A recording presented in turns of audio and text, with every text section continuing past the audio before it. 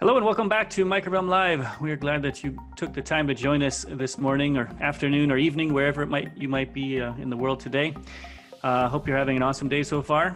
Yesterday we spent some time with Matt Perisher, and we learned a little bit more about how to add custom prompts to products. That was a great session. If you missed it, the recording is available on our website right now at microvellum.com/live or any of our social media channels. So now let's turn things over to Amy and get started with our topic and start learning some new ways to streamline your drafting. How's it going today, Amy? Hey, pretty good, Clay. Thank you very much. Thanks for everybody joining in today, taking out some time out of your day to join us. So this is just going to be about a few different little tricks that you can way to set up your workspace to work a little bit more fluid and streamline those. It's also going to show you a little bit more tricks on your AutoCAD commands. Then we're going to work a little bit on some field inserts for title blocks and different things like that, and just ways to pull into a few different kind of dimensions and editing those dimensions. So the first thing that I want to start off with is the toolbar. Most people don't know that you can take your toolbar and dock it at different locations. I actually suggest, depending on if you're left-handed or right-handed, to move it in that location. A lot of people are working with 2, 3, 4 screens, mouse and everything, going back and forth. If you're doing that 8 hours a day, sometimes your elbows and arms and shoulders and stuff can get caught up.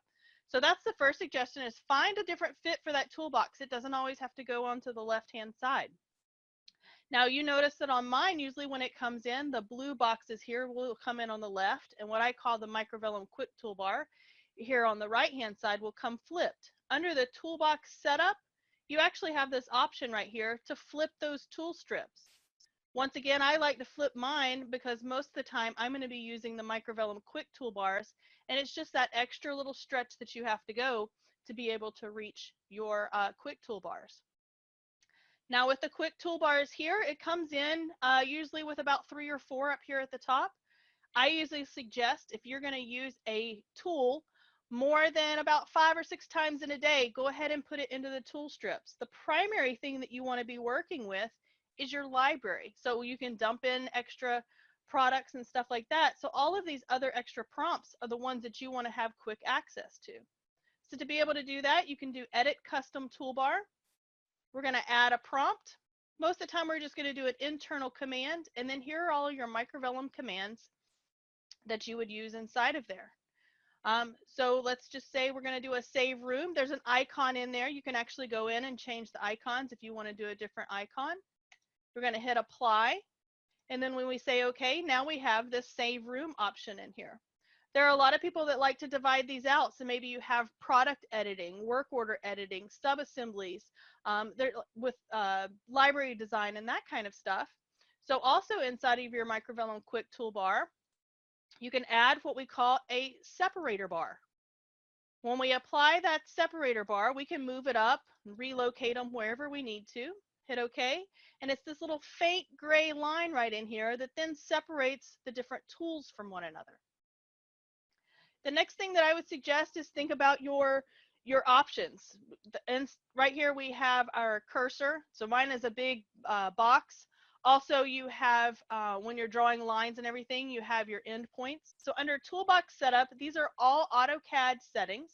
AutoCAD settings in Microvellum are actually called drawing options. So my first one that I usually like to go to are user preferences and my right-click customization. This really takes out a lot of time. If I can repeat the last command, so if I erased, or if I drew a line or I pulled a dimension, it's very easy just to repeat that last command. If I have something selected, then I can just go into a quick shortcut menu and be able to select that without trying to type in other commands, or I can just use enter and it'll repeat that information. So I definitely play with these. If you don't know which ones you like, set it there, play around with it for 5, 10, a half a day or so, and then go in there and modify it a little bit more. So right-click customizations. The next one is the drafting settings, your auto snap marker size and your aperture size. I have a lot of people that zoom in with their nose and their eyes up to the screen to try to find something. Make this a little bit bigger so that you can see what you're snapping onto without trying to zoom in really tight. Also, you want to watch trying to make it too big, because then that snap marker is going to cover several different items.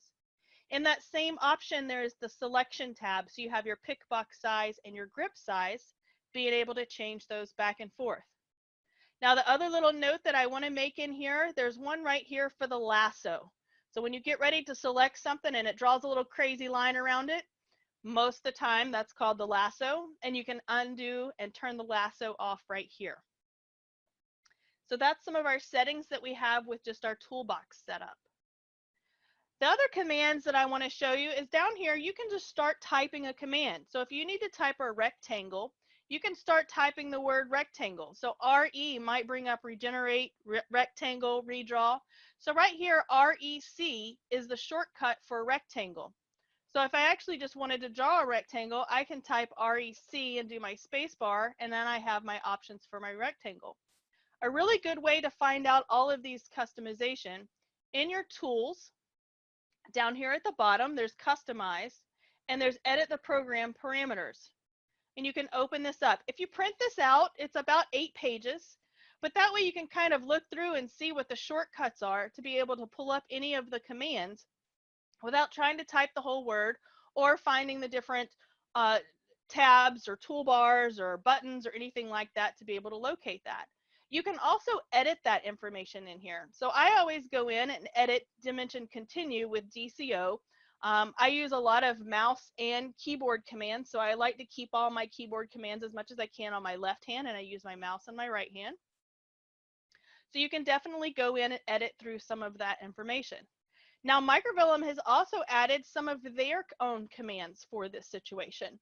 So if you type MV and then M, you will get to the Microvellum move command or the Microvellum mirror command. So now those are options for you. I believe that we also have a list of this in our help desk area to be able to know what all of those different commands are. So it's really nice now for those people that want to do the Microvellum commands by hand, then you have that option in there too.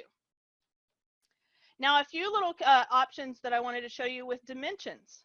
So I use dimension linear quite a bit, and that's just going to pull my regular dimension of this over here. And then my dimension continue, if I want to keep going and I want all these to line up, I can just keep clicking with my dimension continue. Now, another little trick that I found out from a guy named Ed is the ed command. Now, I needed all this to say equal A, equal B, however you wanted to do it. So I can go in here and I can say equal A. I can hit all of those dimensions that I want to be able to do and press enter, and now I've got them all equaled out. Now, once again, when I right-click command, I right-click to go back into that command. And what I call the pac-mans, it's the open and closed arrows right there. That's going to pull back the actual dimension that is being pulled inside of there. So this is a very nice way if you're trying to do verifies, especially when you're doing your annotative, if you don't want to have like an annotative verify or different things like that, if you need to go in and edit for equipment clears or equals or anything like that, that's a very good way to be able to go in and edit that information. Now, the other quick tool that I like to do is my shift right click. So first of all, I'm going to draw a rectangle.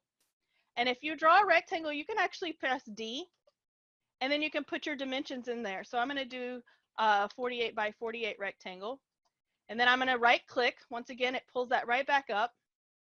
Click my point, and then I'm going to do my dimensions of a 36 and 36.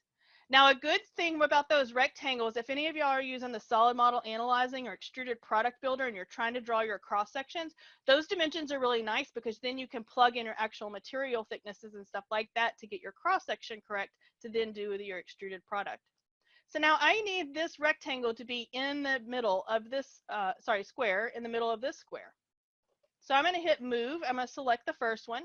I'm going to hold down the shift button and the right click of my mouse, and I pull up this quick bar right here. So I'm going to do midway between 2 points, and I'm going to click the 2 endpoints. I'm going to do a shift right click again, midway between 2 points, and click the 2 endpoints, and now I've got this centered up.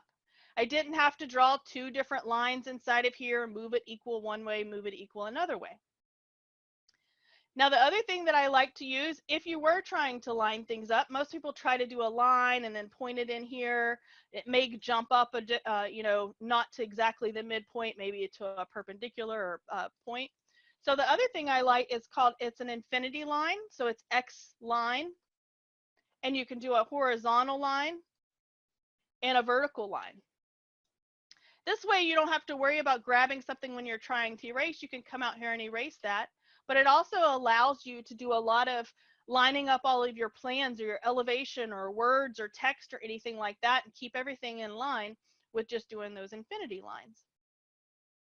Now, along with some of your Microvellum commands, Microvellum also has built in a southwest, southeast, northwest, and northeast view.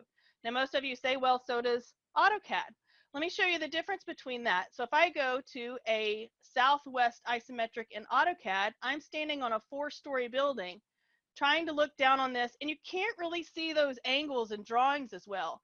So when I do the southwest Microvellum command, I am now being able to stand inside of the kitchen, inside of the room, and it's a little bit easier to see all of the different subassemblies, parts, and pieces of this product.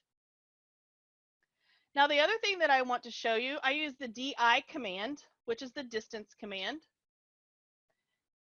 This is really nice because it gives you lots of different information. So it gives you as the crow fly distance, the 5.25, but it also gives you your delta X, Y, and Z. So you can see exactly where that part or subassembly is located in that product.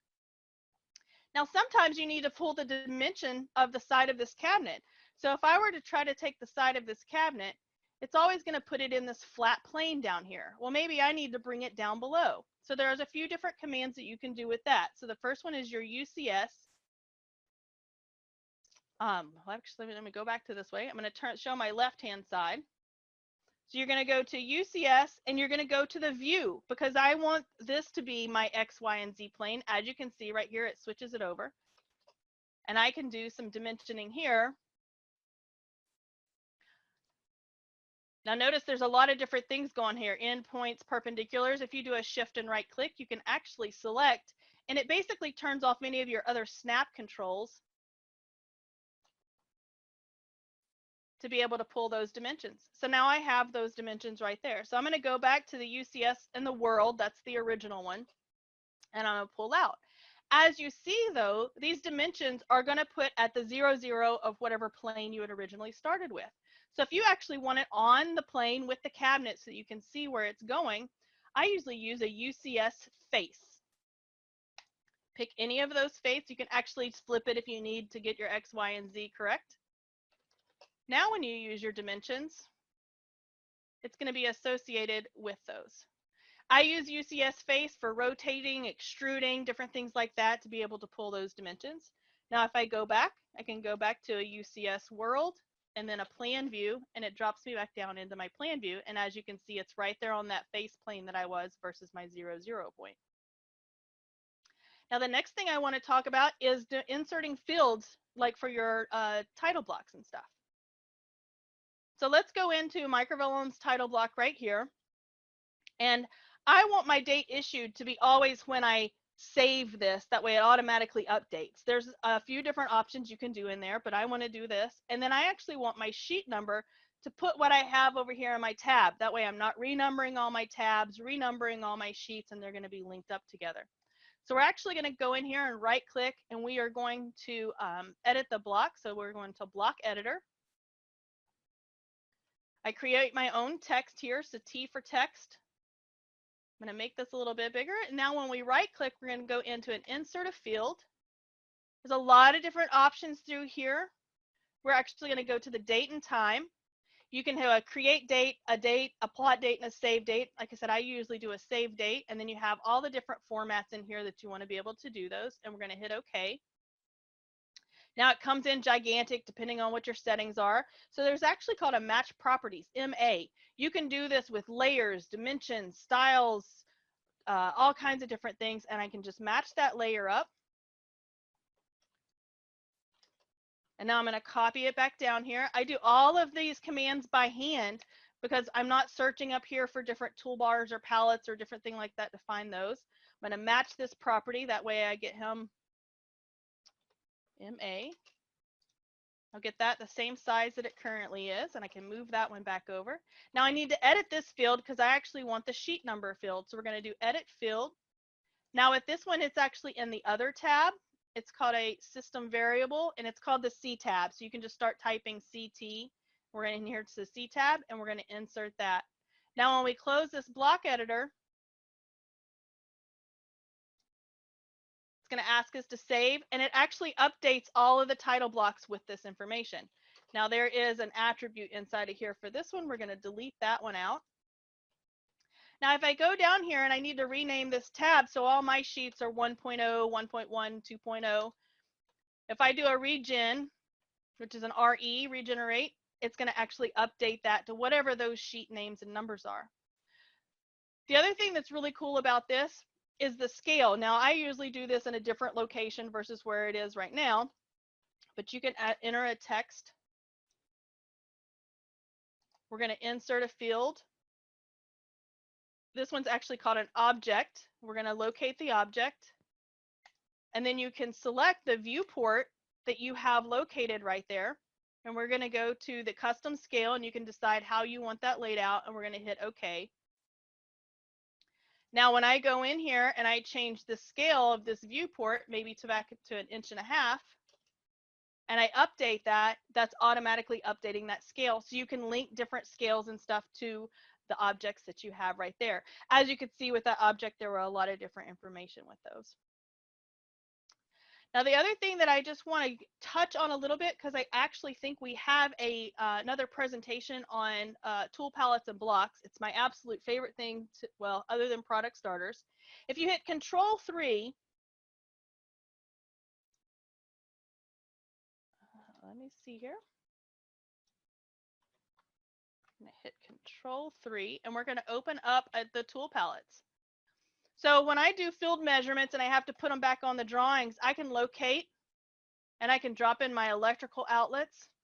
I also have my plumbing in here, so I can drop any kind of sinks or anything. So when I get my field dimension for my sink layout, I can locate that and show those on the drawings. So there's a lot of different blocks and options that you can do when you drop those in there. A fun little trick that I found out the other day. If you go into your help, your browse to factory database, Microvellum has a lot of graphics already provided for you. So we're going to go into our graphics folder. We're going to go into our moldings. So there's a whole lot of base moldings, crown moldings, chair rail moldings, that kind of stuff in here. So any of these DWGs that you have, you can take and drag that over into your tool palettes. And now when you're detailing it out, or you need to add those into it, you can actually just take that chair rail and drop it in there. Once again, you can just keep dropping and adding whatever you need to inside of there. So as you can see, I use these for some different notes and things like that to be able to do that. But like I said, I think we're doing another event on it. How do you create the block and add that back into your tool palettes? So let's see, I think that we're going to say for back to Clay, and then I think Lenny has a few questions up here. What is the path for the preset title blocks on the paper space? Not sure that I understand your question on that. I mean, it's built into the Microvellum title block. So those are the blocks came in there. And then I believe they're also located, if you look in some of the graphics, some of the blocks are in there. How can I keep my scale setting from changing? I want to stay at 1. It's been reverting to full size. So it kind of depends on that, if you are using the Microvellum SCL or if you've switched over to the annotative scaling.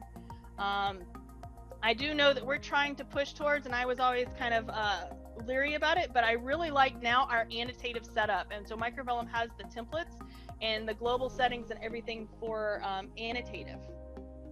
So I think, Clay, that is my spiel for today. If anybody else has any other questions or anything, please feel free to contact Microvellum. I really think these live events are going to help everybody out and do a real short, quick introduction for you. All right, thanks, Amy. Once again, great work, and we appreciate you taking the time to join us to share those tips with us and giving us some good insight into your workflow. That was awesome. All right, well, that will about do it for today. I hope you will join us next week for another live session. On Monday, we're going to be hearing from Lenny Sienna. He's going to be reviewing some more tips and tricks, but this time we're going to be talking about and focusing on product library development. So if you're an engineer and you want to discover some gems within Toolbox and things you might not have realized before that can help you be more efficient, you do not want to miss that one. Again, that's happening on Monday next week. And on Tuesday at 4 p.m. Pacific time, we're going to change the time up a little bit. So instead of 11 a.m., we're going to shift to 4 p.m. Pacific time. Or if you're in Australia, that'll be Wednesday, 9 a.m. We're going to hear from Ludwig, a Microvellum tech based out of Victoria, Australia.